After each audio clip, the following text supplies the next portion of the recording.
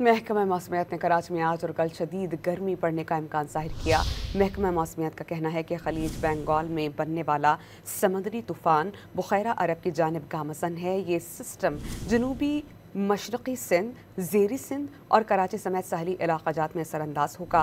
महकमा मौसमियात के मुताबिक नया सिस्टम भारती गुजरात से कुछ दूर बुखैरा अरब में दाखिल होगा। इस सिस्टम के बावजूद कराची में गर्मी की लहर बरकरार रहेगी। आज और कल सिंध के मुख्तलिफ इलाक़ों में हल्की से दरमियानी बारिश का इम्कान है, जबकि कल बरोज़ मंगल कराची में शदीद गर्मी पड़ने के बाद दोपहर या शाम के वक्त बादल बनेंगे। महकमा मौसमियात ने कराची में आज और कल शदीद गर्मी पड़ने का इम्कान जाहिर किया।